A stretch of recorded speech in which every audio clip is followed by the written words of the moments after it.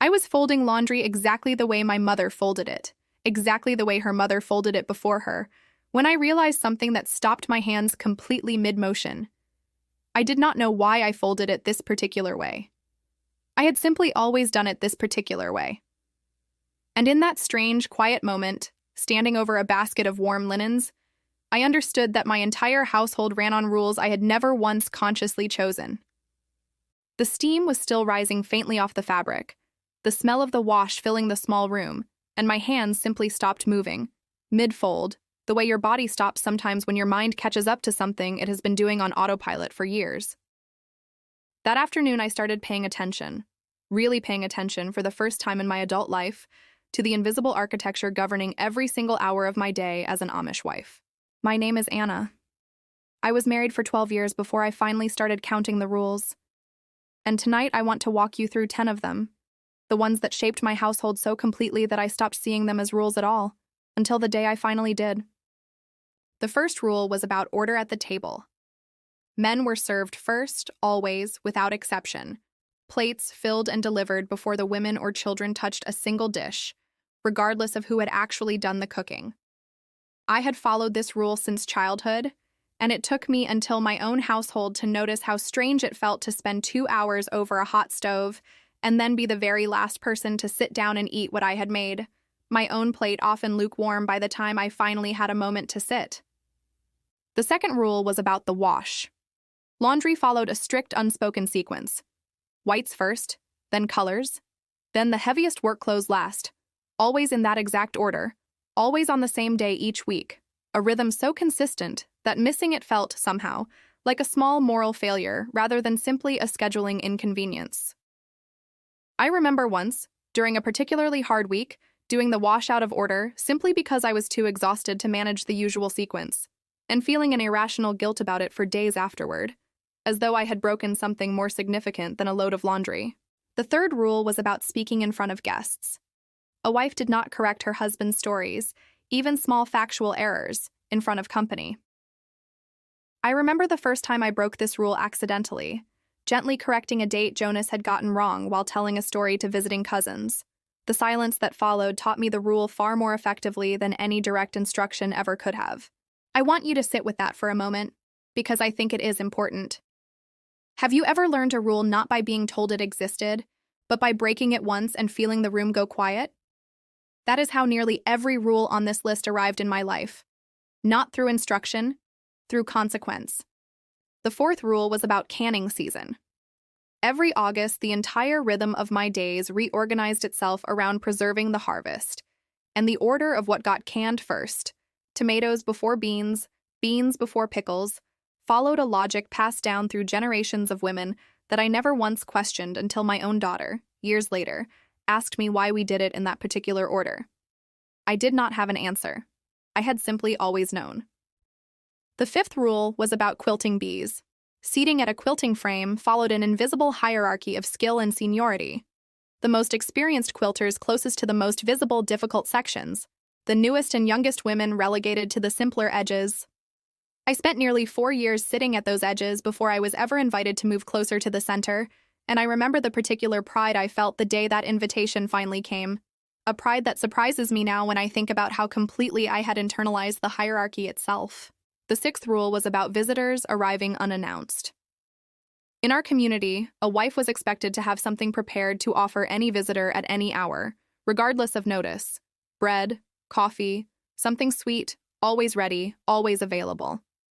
I lived for over a decade with a kind of low, constant readiness humming beneath every other task I did. A readiness I only fully recognized once I noticed how exhausted it made me feel on the rare days I genuinely had nothing prepared.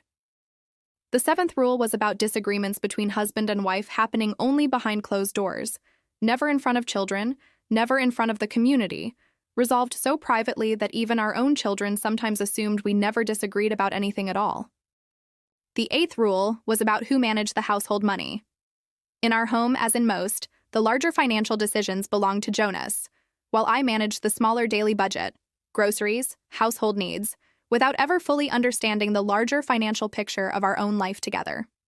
It took a genuine crisis, years into our marriage, for me to realize how little I actually knew about our own finances, despite having lived inside that household every single day.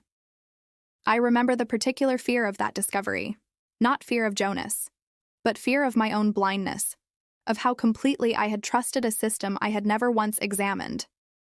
The ninth rule was about a wife's opinion on matters outside the household. Farming decisions, business dealings, larger community matters, these were understood to belong to the men, and a wife's opinion, even a well-informed one, was something to be offered carefully, if at all, and often simply withheld entirely, rather than risk the particular friction that offering it sometimes caused. The 10th rule, and this is the one that changed everything for me, was about gratitude. I was taught from the earliest age I can remember that a good Amish wife expressed contentment regardless of her actual internal state. Tiredness, frustration, the ordinary difficulty of a hard day, none of it was meant to surface as complaint. Only gratitude, visible and consistent, regardless of what sat quietly underneath it. I want to ask you something right now. How many of these rules exist in some form in your own life, inherited, unquestioned, followed so automatically that you have never once stopped to examine where they actually came from? I am not asking whether any single rule is right or wrong. I am asking whether you have ever actually looked at it directly, the way I finally looked at my laundry basket that ordinary afternoon. That day, standing over the warm linens, I did not throw out the rule. I still fold laundry the same way today, years later. What changed was smaller and, I think, more significant. I started asking myself, quietly, rule by rule, which of these I actually believed in, and which I was simply following because I had never once been given the chance to ask the question. Some of them, I found, I genuinely valued. The quiet pride of the canning rhythm, the particular warmth of always having something ready for a visitor. Others, I found myself questioning in ways that surprised me.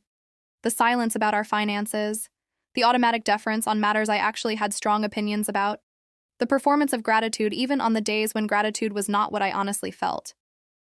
I did not overturn my entire household in a single dramatic gesture. That is not how change like this actually happens, at least not for me. What happened instead was slower and quieter. Small conversations with Jonas about the money, small moments of honestly naming a hard day instead of performing contentment I did not feel, small adjustments that nobody outside our household would have noticed at all. I want to ask you something before I go tonight.